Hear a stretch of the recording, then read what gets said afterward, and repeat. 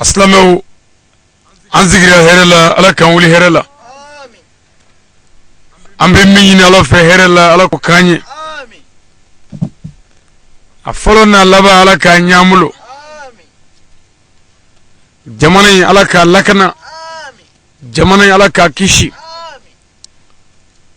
amin ngata bas la meshu ala ga sayakuma lafiya amin min kullu sharil ka batoro bela amin kira muhammad mustafa kama amin awslam jamakulu kama amin shuina rabunya kama amin sol ala mustafa karim oko aslamo namurai shuina najara allah ta'ala kabin le 12 juin l'année 2019 anga walada jofen wolovlana no e tariku islamiya islamiya bora bolo minun fe de ko minun islamiya nyon zoro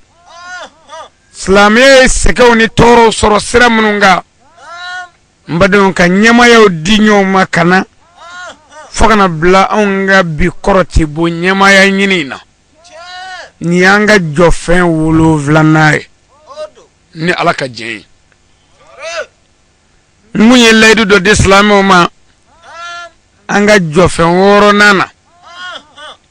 yani nga jamambo bara walu ka boy misro ka temeni nga mawuduwe comme nya fi chomena ambade do ya nyidinga ko yela mogo ki shuli mogo e ko do ko bolisondo do ko mushrikiya do ko flafara ala kando otuma ko lu bi ake otuma ko lu mogo be achena ewa dalu min diwuli otuma jabi mi amba fo minu mu shuli mogo we ko mogo we alay olu keba we jane me diwi nga mimi shuli mogo we bonya kama barka nyini kama olu benen do benjogo bela ni mo kere I jane me dere ala kira ko sallallahu ta'ala wa sallam na ya soro tebi turu dabe do e minda alay ale muhammad mustafa kuma fo musoku te turu ufurke wi o dallu kale ala kira sallallahu ta'ala wa sallam aka hadisa kono hadisa min kumana no kumana furu konyeka bugari ya Allah kale muslimu ya Allah kale ako muso kanga chella bato fe bela fona kara ala sosoko ki shuli che o ko to nan ala kira bako aka kitabu kono bukari ya Allah kale muslimu ya Allah kale abu dawti ya Allah kale kafara kitabu chamanga ko bange ba ni de che hagala de ki shuli bange ba e kabunye imami maliki ka hagala ko kalande ka karamo bunye jagoyado qur'ane ko ala kira muhammadu sallallahu alaihi wasallam aw min wa islam we ay kira bunye mo me makira fe kugula ala ko haramudu ay kira bunye mo gumu tege ci kira muhammadu tege ka yigi ko mo flama qur'ane ko haram akana makira fe ko ma kunga nyoma sangare ay kira bunye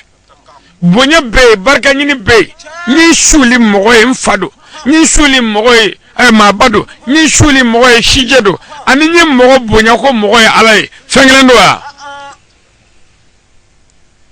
nabila ibrahim alayhi salam ala de ko anga shije ubunye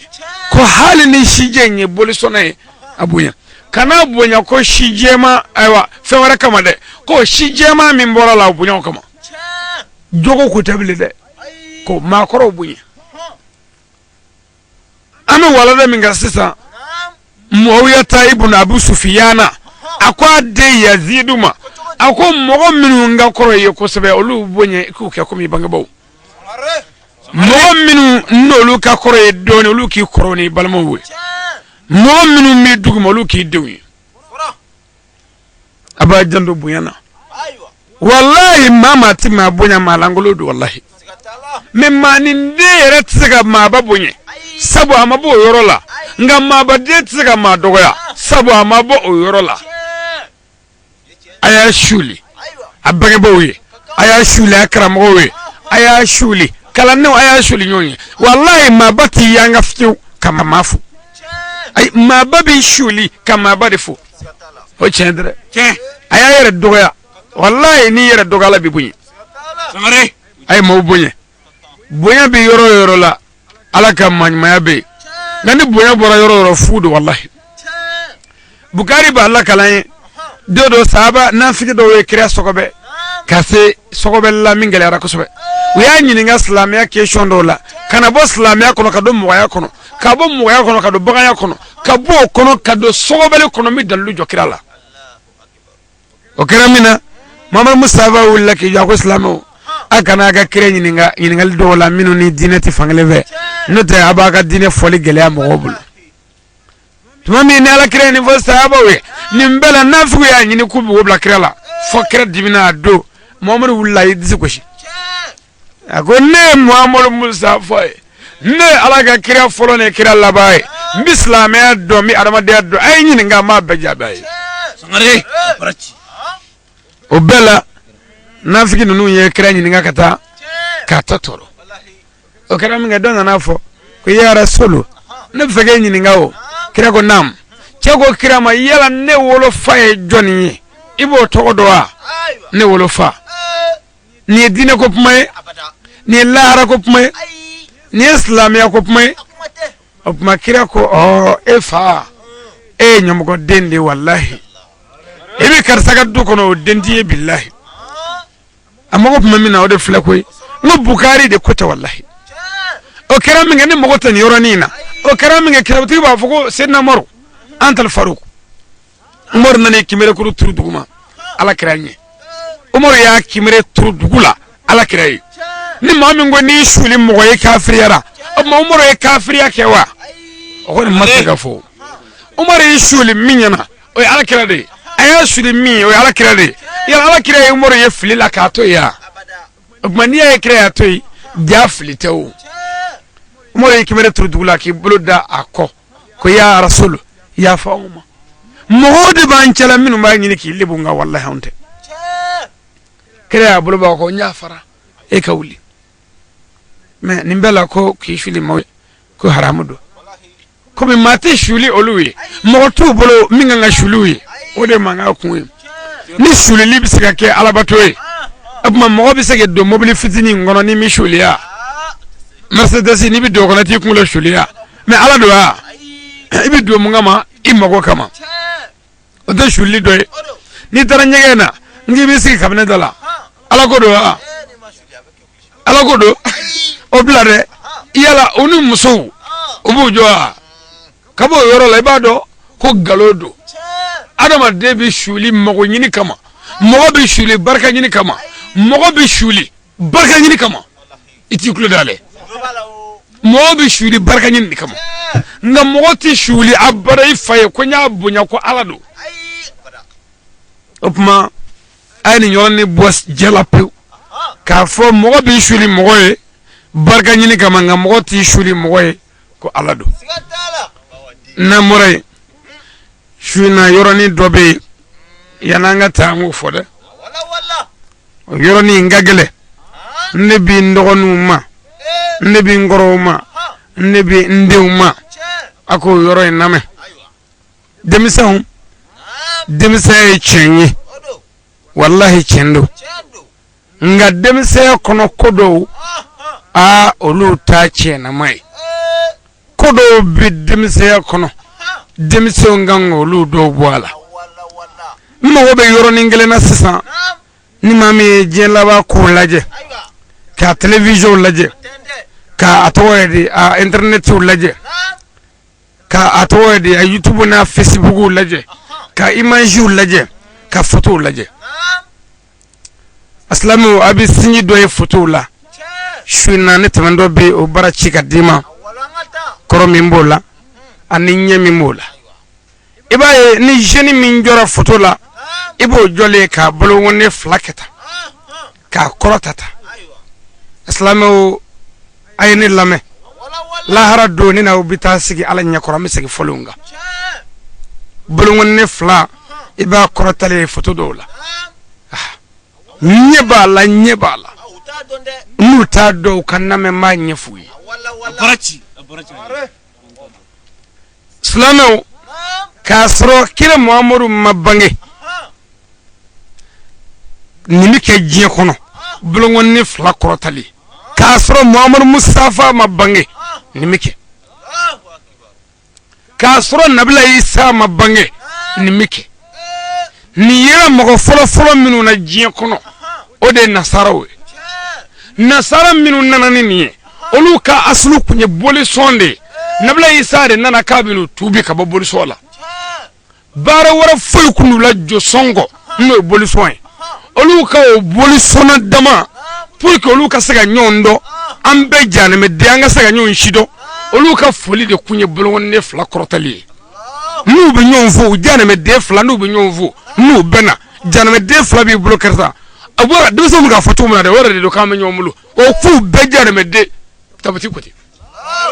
boli solo ka foli de ni depuis kasro Muhammad Mustafa mana kasro Isa mana Isa re nanu kele ko de bubulu ka ala duma ka boli bubulu kasro kira mana kira Muhammad Mustafa nane kira nane aye ka fo bulungon ne fla korota la bi nasara janame de do baga ke Muhammad nana ni bulungon ne kele korota li Muhammad nana ni bulungon ne ngele wulle safe ka ira safe Muhammad nana noy o kele ka fo ko ka ala we fla ko be nyomlo o tuma kira ko ale ka ala e kelenye o tuma orde tamashe flani o la ni ba fa shadu e bi bolo korota do worata de ko ka kira Muhammad e sinyi mi fo ko ke o tuma yahudi o sinyi mi fo boli sona woni o sinyi mi nge kango ke ga nyomvo o de bulungon ne fla korota li aba jando ala wallahi mo jena ni sara ni ngayi jana medde billahi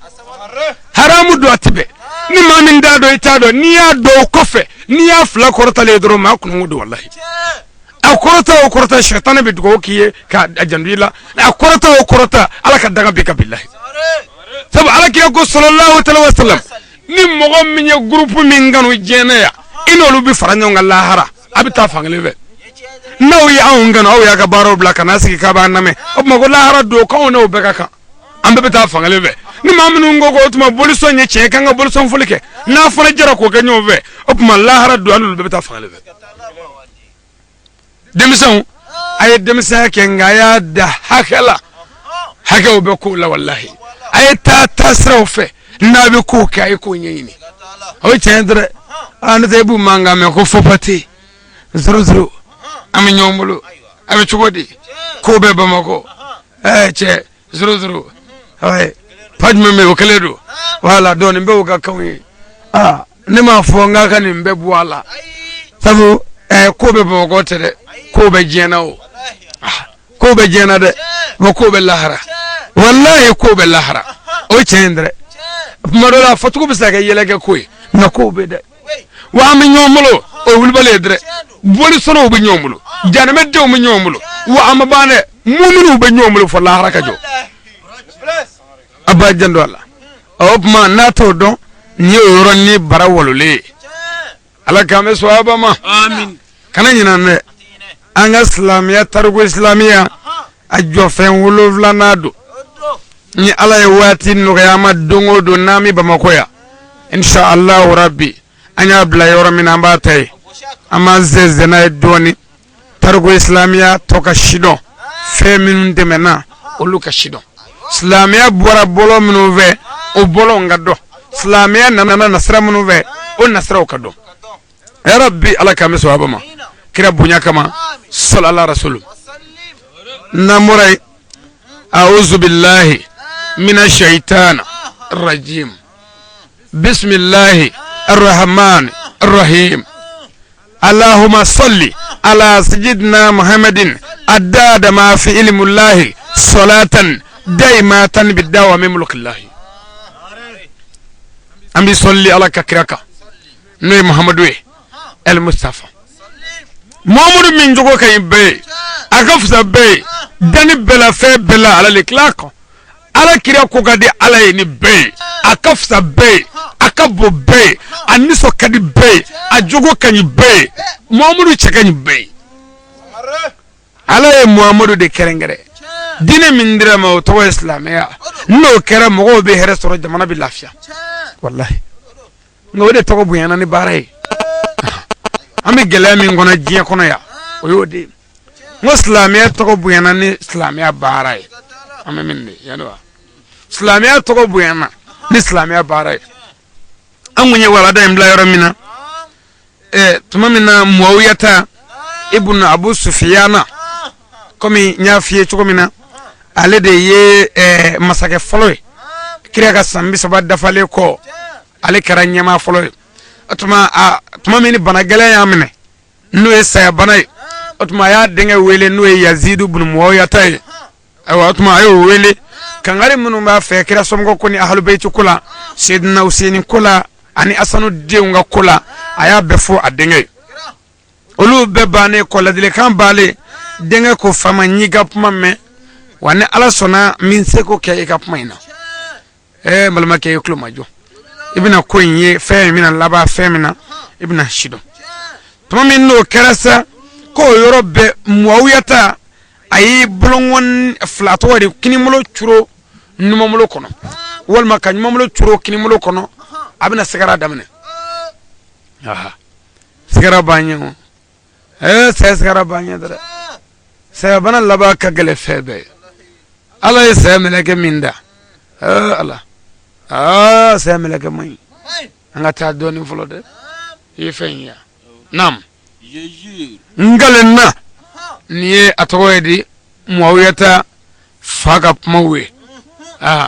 Dans un clé de l'école de Muawiyata, le fils d'Abu Sufyan a rendu l'âme. Ako ummata wati janga Muawiyata ibn Abu Sufyan kwa majama otuma ko a sotigara okore a fatura mais tuma mina istigara damne ay kalmatu shahada fo no tawhidwi ko mawrati ni alate mamado chide no karam mo mi ngap malabaye isogo ka haram ya alaka janama kono ibidu aljanna ya rabbi alako kanya labu amin nam Il était un homme très riche. wallahi ko Muawiyata kunye moye sebe mogo miye na folo be mamin ku warba fe billahi na Tous les califes du prophète étaient âgés que lui. ko ika do ko kira ka khalifa be kunga koro Muawiyata ibn Abu Sufyan khalifa be kunga koraye no ya Abubakar nunu olu be kunga koraye me Muawiyata ku don baye apmi fenjamando bo anaka demse be ala kira baya bla bara chamana kira yere klela wa Abubakar klela ablala fenjama nyakunyala opma olu boyano dana ya ubaka otma anana ne Husaini wa kele jugale asanu sale ko atar Husaini Damasi nimbela ubi Damasi sisande nam C'était un grand connaisseur. kigaro ko Muawiyata ku don ba bay don bo bibbi dodo wallahi bibbi dodo kunfu bibbi sunguruba bibbi bibelu bibbi bitaw bibbi biyere bibbi nam Il n'a rien amené dans sa vie qu'il peut gâter la religion musulmane. ko ika do kana siga wala Muawiyata ibn Abu Sufyan amana ni fu islamiya la mimi siga islamiya chen abu faraga jatuka ko amana ni fu islamiya la khalifa chen nani tale ko mimi islamiya chen o make aba hagli to la mo e fendo islamiya la mimi islamiya chen o dalu do ibolo mimi do janama kono billahi nga koni ni torobai amana ni fu islamiya la mimi siga islamiya chen sabo tale ko o make nam En ce fait, Muawiyata est mort. ko karaminge ko Muawiyata re fatura ko biba wallahi sa sigara banye melekele moti meleke hina bali ni ma fe ngonya da wolo vla mesa melekela nyeda kele mi sa melekela ubina fandai ubanya da bafe nyada kelemi samelegala obi sayangningerela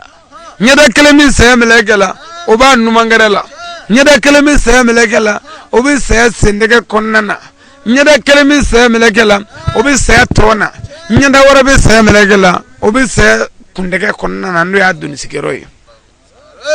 malakal moti ay ngale tihna ti magari wallahi nat manaka dala abin yaju bu hala sitala nat manaka so wallahi bashi bisri shejinu misigi mo bu nyakumo ala sai malaka bina faraka bonyana dodo en bi rajanyo na hal siyatu la fiu ala bikedre ala ka shidamo nam. Son fils Yazid lui a lavé et lui portait son dernier habit. Ako karaminga adenge no Yazid ibn Muawiya tay. Oye afako. Ala. Jangne ayp may namedre.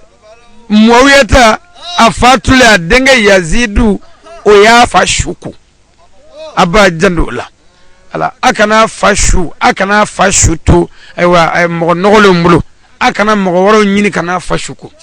Ndogo ngoro ngaramo ni fasara iyere ka ko kaje ko to nyumana kana manyini kani falle bublesa kana manyini kani falle bu wallahi ni fasara iyere ki bua kai kako ne shuko to fe shenjama dore te goy ngani asri doro alamin an fashu ko ka sanye ka ya fama jika fa bela bay ka trege iki tiliya ika to wadi ayalama faumbe iki buludo ga konnana ika baraka bana kuchuku wala tala de nu ya do ka do galo jib boyanga shembi woro jib boyanga shembi galo do ishu ko to dronga nesri ala minan ni shuyungo ala ka ya fama ka sanu ga hinala ni o ngane nesri burdo furko kono ika jibwa ka dondoni ka treke dondoni jiga fa besro ka ayalma ni bana ka kasanga do ala mawiyata ya fashuku no ya Abu Sufyan denge moyata shukura adenge fenu Yazidwe aha opma ashukule ka ba ayaga fini laba do ala no to ko kasange amilabo de la no fo fanda yongo fanda ya telebwe ay fanda ya telebwe ebi baze mbay do kala gomi jalane baze yere do fini yere belajele wari iba soro wa kemeni kode do na baze ina ebi atawo de verse do la wa biduru verse kele ebi sabara do sela ni awa nega kuli farle ne fanda nambe fatura kasange keleme do ambela abma warti ga war ko yemunya anye sisa difference jume me fanda shudale ni warti shudale yeleche fo jama mi ma huna aluko obe dumni koy bebe jana me kono ala mo wotula sangare o chendere ni warti fatura ala ubitaje fa wallahi nani fanda sara shuduma sorli bare billahi anga ko bekara war ko isa wala na ba faye shen jama war nyindre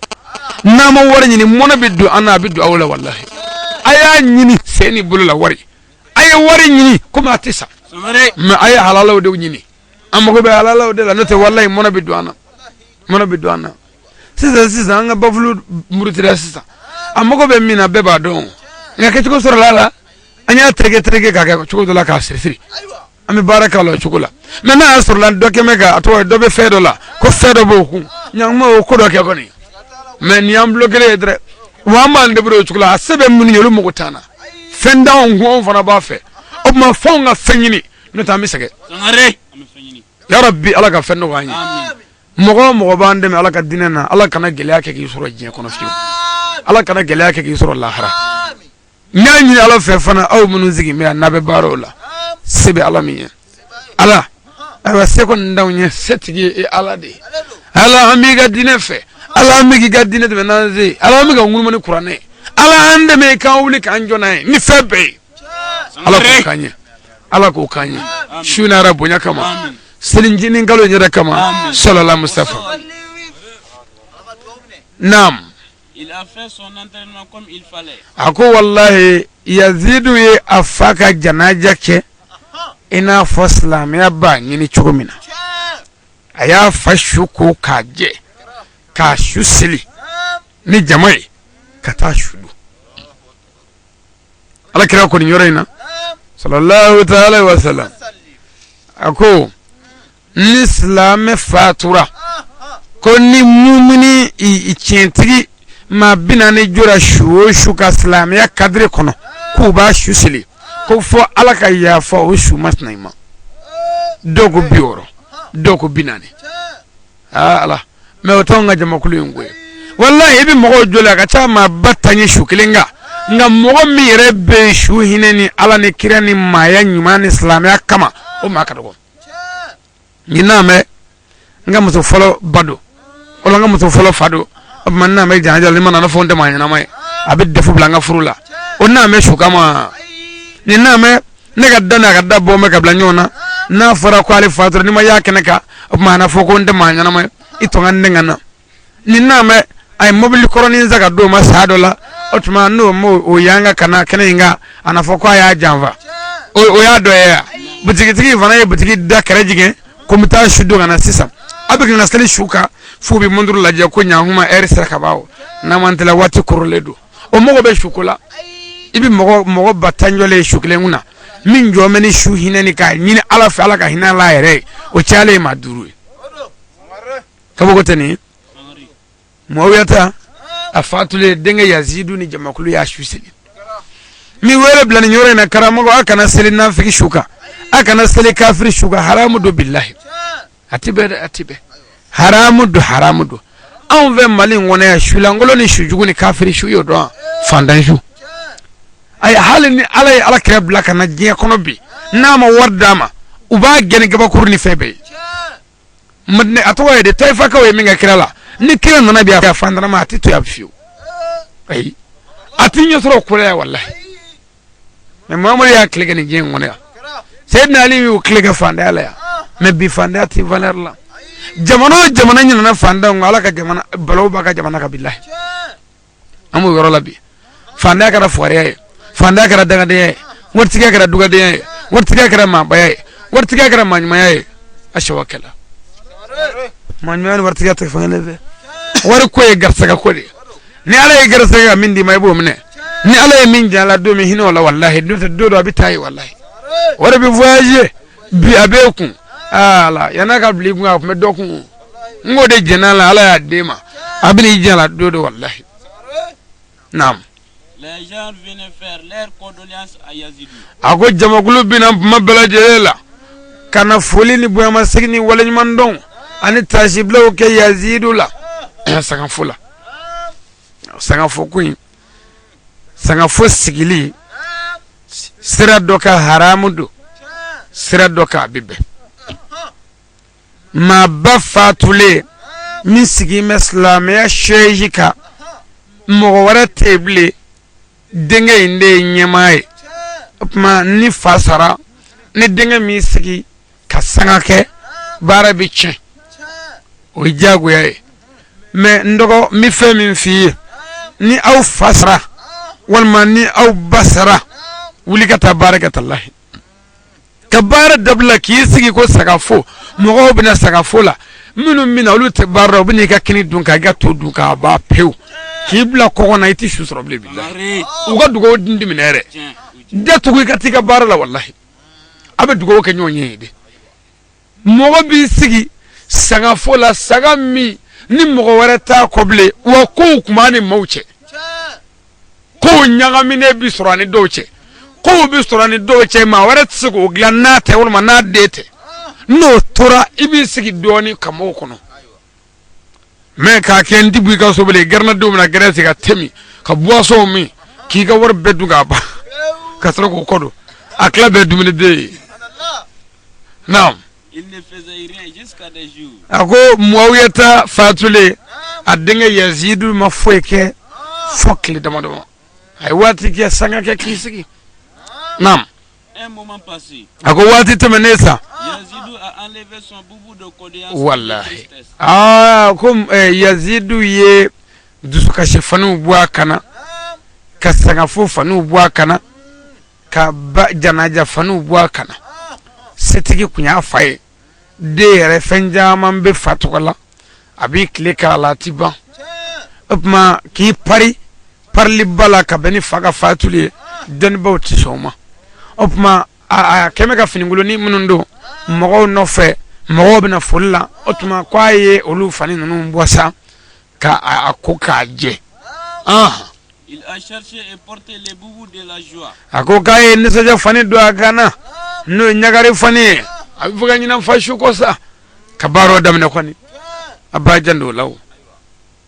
ala ko ale sirikurusiw la o ko ale ala ye aw adamadenw da a b'a fa nka ale ala ye fɛn dɔ de kɛ aw hakiliw la n'o tɛ a ko aw tɛ se ka maaya kɛ ni aw fa sara ne ala de bɛ aw ɲina fa salen kɔ ni sudo banna ka waati kɛ a b'a pa k'a se yanga ka dumuni kɛ ka ɲina fa su kɔ ko n'o de ma kɛ ni ne ala kun b'o bila aw hakiliw la ɲina bila aw hakiliw la mɔgɔ dɔ bɛ ba aw la ka fatu o fatulen kɔfɛ o b'a bɛɛ fatu o ye tiɲɛ dɛ i ba sa don i tɛ foyi kanu lahara kɔ i fa sa don i tɛ foyi kanu lahara kɔ ayiwa i jigilama sa don i tɛ foyi kanu lahara kɔ i karamɔgɔ sa don i tɛ foyi kanu lahara kɔ nka walayi o kɔfɛ i na tila ka duman dun ka musow furu k'i pan k'i se yanga pewu i bɛ ɲinɛ pewu ala yɛrɛ de ye adamaden katibilayi wa n'o tɛ an tɛ se ka maaya kɛ dɛ ayi n'o tɛ an tɛ se ka maaya kɛ ala o waati la a ma janya kosɛbɛ anw dara o y'an wele yɔrɔ dɔ la k'an ka taa muso ka mariage ye dimanche ye n'o ye karido ye jumadon cɛ de ye moto ta k'a bɛ taa baarakɛyɔrɔ mɔgɔw labila o tuma k'a bɛ sibiri sigi ani ko kari ye mariage ye k'a bɛ tile kelen sigi tile filanan a ka mariage cɛ ye moto ta k'a bɛ t'o ɲɛfɔ mobilitigi n'a bɛnna bɛnni o de yɛlɛla cɛ kan ka cɛ faga direct mariage ye dimanche ye talahi o kɛmɛ k'u labɛn ka kɔɲɔminɛnw sa muso yɛrɛ bɛ sen ɲɛgɛnyɔrɔ la ka madamu tantanta ko bɛɛ bɛ sen kan sen bɛ ka ɲɛgɛ muso bɛ telefɔni ciw la alors n ka mariage ye nin don ye a ye na a bɛ kan ka diɲɛ bɛɛ wele a teriw n'a jɛɲɔgɔn n'a balimasaw cɛ fatura ka bɛn n'o don ye cɛ janaja kan ka kɛ juma ladara don ladara ni min nana ko bɛna fɔ muso ye ko i cɛ fatura o tɛ se k'a fɔ muso ye muso yɛrɛ bɛ nisɔndiya min na o bɛ segin a kɔ walahi u nana ne wele ko karamɔgɔ i tɛ ɲaama ka taa banni in ci fɔ ne ni n ka mɔgɔw y'an labɛn an ye mobili ta an taara muso sɔrɔ jigitigɛ so kɔnɔ a nisɔndiyalen bɛ yen mɛ an bɛna don jigitigɛ so kɔnɔ sabilahi an nana kuma muso fɛ ka bila n'a hakili ye ka kuma fɛ ka sɔrɔ ka banni ci fɔ a ye mɛ yan'an k'o fɔ an y'a waaju k'a waaju miniti 10 kɔ ka sɔrɔ k'a fɔ a ye banni kɛra o kɔfɛ an y'a yira a la wuli i ka t'i ko k'i jɛ o tuma i ka jogo fila kɛ i cɛ ye i ka dugawu k'a ye mɛ minnu ko dɔw nana k'u bɛna fɔ muso ye ko muso ka sabali k'a cɛ fatura yan'olu k'a fɔ muso yɛrɛ ko karisa dɛ a tun kɛra fama ye dɛ ne ka mariage ye dimanche don ye o kun ko k'a bila kalo kura ne ko n ka tibila o la n k'u k'a kɛ joona mɔgɔ tɛ k'o b'an kuma dɔn nin ye denni yɛrɛ ka kuma ye talahi mɛ n'a ma ɲɛ ko saya mɛlɛkɛ kɔni ye baara kɛ ala a bɛ fɔ sa nka fɔli ka gɛlɛn de a b'a janto o la n'a bɛ fɛn fɔ mɔgɔ ye fɛn gɛlɛn fɔ mɔgɔ ye waajuli dɔɔnin kɔnɔ i ka kuma ɲɛ i kan ka waajuli dɔɔnin k'a tigi ye yanni k'i da se gɛlɛma ma n'o kɛra o bɛ ku a la walahi a ko yazidu ye i ko k'i jɛ k'i pari ka bɔ dusukasi filiw la et s'asseoir sur la chaise de son père. a ko kɛra min kɛ a nana sigi a fa sigiyɔrɔ la ne ma miiri jigin alakira ka kuma na o silamɛya bɛna kɛ tiɲɛko ye sisan hali bi anw fɛ yan yɔrɔ dɔw do koyi ni e fa ye alimami ye n'o ka waati bɛna surunya o bɛ gɛrɛ ni e ye misiri la e yɛrɛ b'i bila falakoya la n'o fatura i b'i bila o nɔ na ni a fɔra ko ne ye dɔnnibaa ye ne bɛna bila ye e bɛ fɛɛrɛ bɛɛ kɛ ne bɛ fa cogo di an karamɔgɔ dɔw ko ten dɛ ko an ka bi alimamiya in an'an ka bi misiri wele ko n'i bilala dɔ la dɔrɔn o tuma ko n'i ma fɛn dɔ ɲini k'i ko k'u bɛ mutakimu wa ko n'i ye tulonkɛ k'u bɛ i janɛmɛ tigɛ sabu ko dɔwɛrɛ tɛ ɲɔgɔn ɲini ni ɲɔgɔn faa don mɛ i bɛna ye sisan ko o ɲɔgɔn ɲini ni ɲɔgɔn faa bɛ sɛnɛ bi ko nin ye kununko baara ye ka na a na cogo dɛ n bɛn'o de f'i ye mɔgɔw ta fatule denkɛ yazidu y'i sigi a sigila la a sigiyɔrɔ seji la o kɛra masa ye sa naam. Lui et ses compagnons mangeaient la fortune de la religion. Allah akbar. La ilaha illallah. yazidu na ka jamakulu iklo majode ni mo ya to ko bane ha adenge yazidu ko de bina damne yazidu de ye anaga jamakulu na jenyun uyu da islamia warka islamia nafulu ubadu dunjugo shibela naam il justifie les bons par le mal wallahi yazidu na ka jamakulu olu bi tiɲɛ kɛ galo ye ka galo kɛ tiɲɛ a y'a tulo majɔ dɛ a y'a tulo majɔ tɔrɔba satɔ kuma min kɛ nka kɛra nin cɛ nin ne fɛ han a kɛra yazidu in ne fɛ ɔ a ka baara lajɛ bani naam il disait toujours que c'est lui le chef a b'a fɔ kuma bɛɛ ne de ye masa ye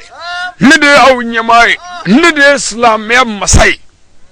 a bɛ nin fɔ kuma bɛɛ a b'a disi gosi n'a yɛrɛ ye ɔ naam il gaspillait toujours de l'argent à ses soldats et ses gardes wallahi a bɛ nafolo tiɲɛ a gardiw la a kɔlɔsibaw la a bɛ nafolo mugu d'u ma ka sara d'u ma sara min ka bon k'a fili côté bɛɛ la yazidu a ka baara jateminɛ ka taa naam il mangeait comme il veut a bɛ dumuni kɛ duncogo min ka d'a ye goma mi dun ye bilen duma dama dama nbɛnjaw a b'olu de kɛ naam quand son père est décédé tuma min na n'a fa fatura beaucoup de rois l'ont apporté des biens pour le décès de son père o jagoya ye o a ko fakɛ fatulen masakɛ wɛrɛ minnu bɛ jamanaw kɔnɔ ani kabilaw la Shami jamana kɔnɔ Damasi mara kɔnɔ ani yɔrɔw la minnu ye Muawiyata tɔgɔ mɛn olu bɛɛ lajɛlen nana ni bonyaw ye ani kadobaw ye ko an y'a mɛn an ka karamɔgɔ fatura ani an ka silamɛya ɲɛmaa fatura u nana ni nafolow ye sanuw b'o la bagaw b'o la fɛn si dɔ bɛɛ b'a la o bɛɛ farala Muawiyata ka nafolo kan o bɛɛ bɛ kamalen bolo sisan n'o ye Yazidu ye bunu Muawiyata lire. Tous les habitants de Damas étaient d'accord de tout ce qu'il disait. Kuikado Damasi dugude be ana jamana Shami jamana be mogo be ni Muawiyata denge Yazidu ye mifo be jemenu ye Yazidu mana fengo fenfo o kadi be bebe jenu ye o kabako ya alibi ni aye ka kuma timine fendi ku mi ngodo ni ye fenzoro ni ko bien de nay ka soro atoko arabado u ba ka ndene kana sigala de u ba ka ndene ni bora musunno fe abe mumbara la me wallahi ngale na qur'ane boyana ni bora musunno fe ni mobile ni vla nu tu nyona kata mobile mi valeur be 5 millions bi duru ma e rebe kele kono furu tamana be kele kono ini ka gardu be o kele ngono akana mobile jo deni somo ka dala aka dunga asigi furtamana ga mata ko jugumande anna me addemso karsa no fe am faga nyin am balmake ni ayere sigile ngamna fulika ala ngale na alala nayo o woro tadi woro ta mana de ni wa keme duma kasra yini itina ko fe o nini farati mobile re jo to fe teni bitanyo be furisiri ko tala de me ni fanda nana abe mumbara la ni fanda nana kana wole ngode nti jeni ni re kana sima ni ngode ngare ange kana sima ni ngode aw nawti furuke aw nawti shiye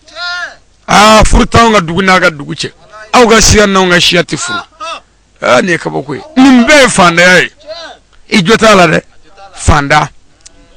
amanya de fanda kodo anga wole police la fanda ni kodo mobile papier bana fanda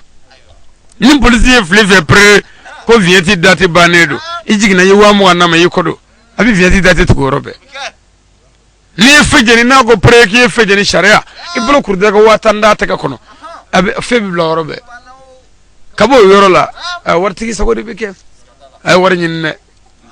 anama warja be nimisa billahi warñi ngare nam. Il a classé tous ses compagnons en tenue comme. O karaminge ko ay aka jamakulu an fe man num beke tindigiwe ay beke gardiwe nam Gendarme ay gendarme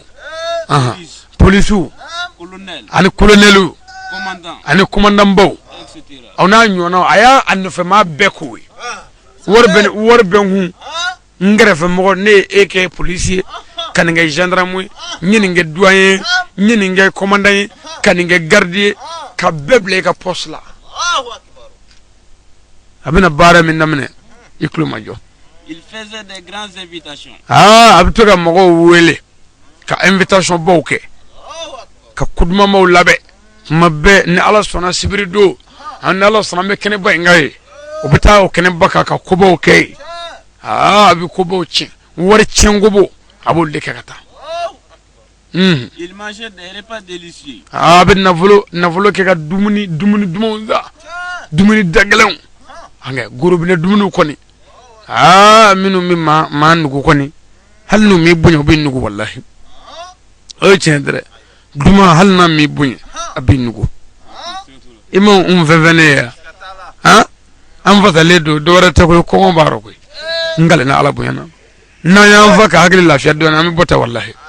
o doy me apuma dola mo bi fasa o bi se ka ke shiye me wallahi ni tuluta duma ala debisa wallahi nyada mi mana Amare. me ibado nyada mana chogo do ka jugu tuluwe ala do ni kira do bi nyada mana o ka jugu tuluwe o chendere abi fodi ma ko noro Amare an ibi jatmina ni ma ba photo ta bi kata shini ngene ni photo nunu ndanyo ngrefe ashini site kle nga be o ma kle do la tede do noro bi fale vale mo de la nga kam moye ka nyede ko mi atoyede amade ga serji ta kabala ka da kabo yor la be wa do fere babulu nga do bara maka nyeda ube kwe ange iba fo kabala ka da masalita ni jere sir Il n'avait aucune pitié envers les Aralbaïtes. bare mina gele asisa nge kitabu diko Yazid n'avait aucune pitié envers les Ahlul Bayt. Ko hine bana Muawiya ta denge Yazid yoro la pew kanyi shikira sumo. Magari bana ninkamale yoro la pew kanyi shikira bokuluma. Ya Rabbi ala kan labani. Amen. Nam. Il a arrêté de faire leurs dépenses. O keraminge abi depasi minge useni na kademaye ayo dabla ayo depasi jo islamu ay lameni ke ayaklu majo nam Chaque semaine, son père Muawiya a donné des sommes au shérif. Dogokun Yazidu fanwe Muawiya ta min fatura abi navulu muguche kana useni nununga so useni ba bolu aka dugula aka yorolay kana aka daga kono amogo be fenwo fena ka bekai ani depasi be dogokun fasale Il a arrêté tout cela. ayo bejo Yazidu bedabla ala kala banya nam En ce fait, o karaminge les rois qui ont amené leurs cadeaux masage munu nana ni cadeau we ani demo ni bolon faro we après la mort de son père, fage fatule ko les rois l'ont pigé d'être le pur ennemi de l'imam Ousseinou. o masa nunu fana ye Yazidu neke abe siraminga no de Useni hine talable masa nunu ne pumana fe kaka jija ula kanu dabla de kana hine mine de jugu ya mayere de olu ye Yazidu encourager bare jugu kela Useni la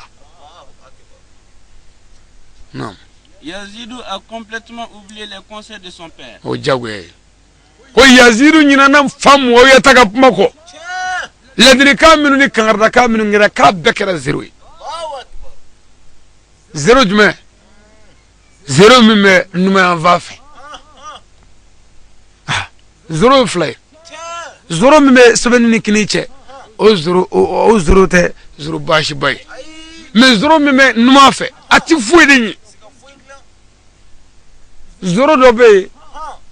o be ni en sebe ka 0 kɛ a tɛ fɔ ma ko 10 ya o ye 10 ye mais 0 wɛrɛ bɛ yen n'i ye 0 kɛ ka 1 kɛ a fɔ ma 0 1 0 1 de ye 1 ye o fu de 0 min bɛ facteur la a ye fa ka kuma k'o ye wallahi a ɲinana fa ka kuma kɔ naam Il a oublié les Ahlul Bayt. a ɲinana sirifiw kɔ n'o ye kira somɔgɔw ye a ɲinana maaba ninnu kɔ ala ye maaba minnu bonya diɲɛ tasuma in ko tɛ ya o ti Ahlul Bayt jeni billahi maaw tɛ kelen ye ngo maaw manga o kuma in ka n'i tɔɔrɔ wallahi ala y'an da manga nge ala de y'an da o wa manga kelen ye nga fara dɔ ma ko ba a fara dɔ ma ko ma a fara dɔ ma ko nɛngɛ e yɛrɛ b'a fɔ dɔ ma ko ba i n'o ye kelen ye différence b'a cɛ mɔgɔ ni fa ye kelen ya n'i fa sara i bɛ se k'i banicinin ta o kɔni ma t'a la ka bɔ yɔrɔ jan i n'i fa man kan o mɔgɔw man kan bulonkoden 5 t'an na wo kelenya dɔ ka ja dɔ ye dɔ ka bɔ dɔ ye wa dɔ ka surun a bɛɛ ye nka a bɛɛ ye bolo ye olu tɔgɔ de ko bulonkodenw bɛɛ b'i ta kɛ maaba ninnu Yazidu ɲinana olu kɔ ala kana ɲina o kɔ Amen. naam Il n'avait plus de pitié envers eux. ay hinɛ foyi ma ye Yazidu bunu Muawiyata la sirifi ninnu na bilen hinɛ banna pewu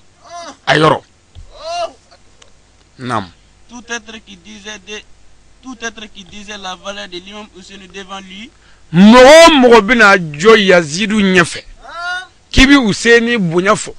ka Useni barika fɔ ka sirifiw valeur fɔ il te détestera par les mauvaises idées des rois. n'o kɛra o yɔrɔ bɛɛ a b'i dɔgɔya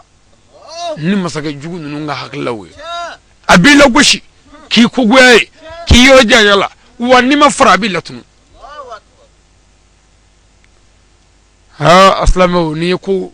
ye sirifi ko de kɛlɛtɔ ye tan kɛlɛ ye mina daminɛ yan de sirifi ko kuma bɛna ba yan de k'a daminɛ ka taa ko fo k'a kuma dabila mais ala ko ina shaniyaga huwa al-abtar Mohamed certes celui qui te hait sera certes sans postérité ijugu ko tira na Lorsque l'imam Hussein a remarqué les mauvais actes de Yazidou, tamamina ni Hussein ye Yazidu kan wala jugu nunu famu il est parti voir sa sœur Sukainata et dit, atara abalma muso yoro no ye Sukainata ye imam Aliyu dedoy Hussein dɔgɔmuso do Sukaina o Sukainata Fatumata Zahra dedo do Yazidu de nana abalma muso yoro la olu bɛɛ tun bɛ Damasi Muawiyata bolo o satɔ de y'u bɛɛ kalifa denkɛ Yazidu la Yazidu ka hinɛ b'ale k'a ɲɛda yɛlɛma k'a kɛ magari tɛ yafa tɛ bilen a ye fɛn bɛɛ tigɛ ninnu na a tɛ foyi k'u ye bilen maa tɛ se k'u tanu maa tɛ se k'u bonya fɔ balimakɛ wulila n'o ye Huseni ye ka n'a balimamuso yɔrɔ Sukainata ma sœur, a ko ya ne balimamuso i tulo ma jɔ balimaya kuma de bɛna fɔ sisan wallahi ne bɛ kari mumunu na su in na kasi n kale na ala bonyana i tulo ma jɔ je veux qu'on quitte Damas. n balimamuso ne bɛ fɛ an ka bɔ Damasi yan ne bɛ fɛ an ka Damasi bila naam Comme tu es le plus âgé, ɔ kitabatigi ko nin yɔrɔ in na ko komi e ka kɔrɔ ne ye dɔ ko Sukainata ka kɔrɔ a tɔgɔ ye di Huseni ye mais anw ko Sukainata tɛ se ka kɔrɔ ni Huseni ye sabu Fatumata Zahra den fɔlɔ ye Hasanu ye a den filanan ye Huseni ye foyi tɛ Huseni ni Hasanu cɛ o tuma Fatumata Zahra dun ye Seyidina Ali muso fɔlɔ ye o tuma ale dun den ye Sukainata ye o kɔrɔ ye Huseni dɔgɔnin don kitabu ya sabatan ngande bo yoroni fo obise ka sabani fili aliu balma muso atwari useni balma muso do abise ka ni voye balma ya de kama oluwe mabo woti madoya nam je veux que tu fais ton choix entre la Mecque et Médine ne fakiga ikiga glata makani madina la namita aflamina ne kabakoi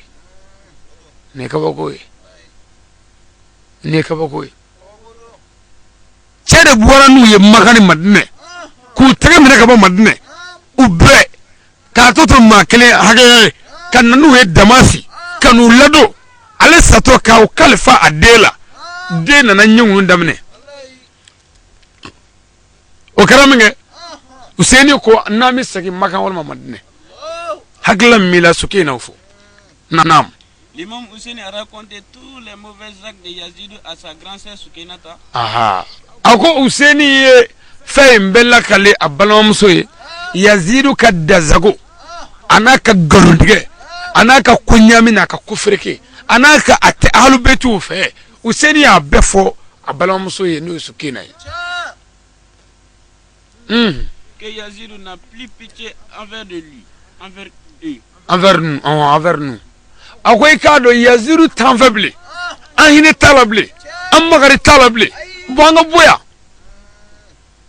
qu'il a oublié tous les conseils de son père afaye fengo fenvoa Yaziru nyina no beko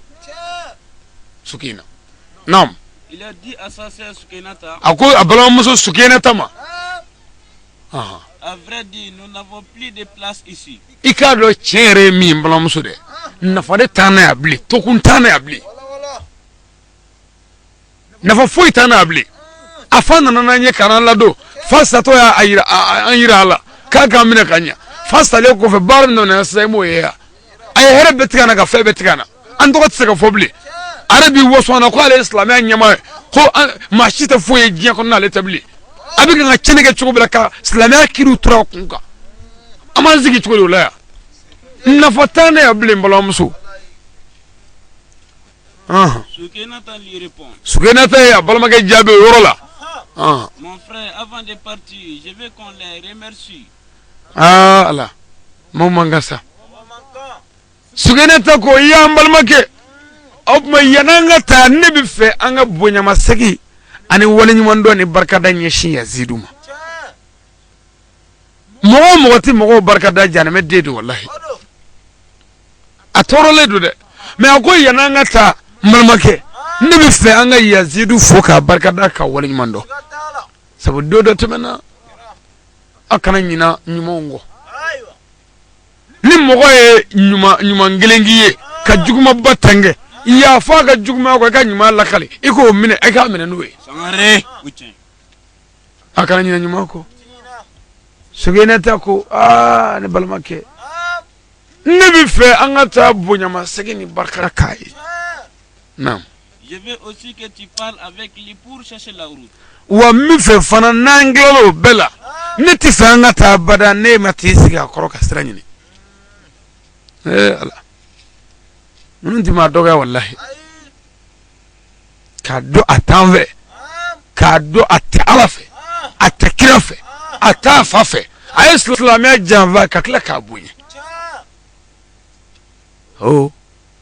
Lire. Dans ce cas, on pourra partir là où on vit. No kara ya Hussein yoromi mananja amsika tai. Yoromi mananja amtai. L'imam Hussein répond. Hussein ya bala muso jabe ni yoroina aslama yankore o. Yankore. Ko wati mindrama. Ko no ya dunula. Aslama umbi minyina fe. Abi dugo doni zama ka garbu kanima ni ala sona kambalo ka shidoni ndia islamia imba black nenjalaka nsiku dala amin nan fiku tisaka place suranya na able we bare minda ambe mauka ani an nyamauka ala anti somble nan fiki korobo be nan fiki klange numbe nan fiki fitinumbe wana fi kono baro be wolo bali billahi ni mi wolole kila bo de to treke ko bla dala Sangare. ikanga mi mbo ni mo bo bi bo ikanga min dogo ya ni mo dogo bi dogo ya ikanga yoro janya mina ni mi yoro janya lo ba yoro janya ila o chendra ala islamu ayaklu dale ni mi famu min di mu'mini ma donente ni mami ni ngonu shido ku lame ku fam mi mesena nga jamana kono ni jiye kono bi islamia pmana ani islamia nyokunya nyinula iba beshido tallahi Sangare. Imam Husseini ngame Fatmata dirima Imam Husseini mi na dimina ala kirabe dimi sallallahu ta'ala wasallam afara yazidu minyana kana dumuni ka abada ni Husseini midu kana jimi abada ni Husseini majimi anaka dima be aye nyotiga wala ka wartiga wala niyo dogo gunda wono moy foytiga doyi nimbela sigima fasigi yorola klubo ni prenina islamia trutura kunka nayo ke jamabi klubo fubi dugo kala kani de ma fahami warbuku wisoro labe ka invitation boke ka dumini duondu ka ira sebunye matake nafugu fana boss du woro la kana kabla woro la kana la shu kabla Husseini na oballela amanga balilawo faye puma mingedela ibaro ko fanya be fedola adila Sangare. nde ijano Husseini na amaba me puma ti ba fiu fedo be dina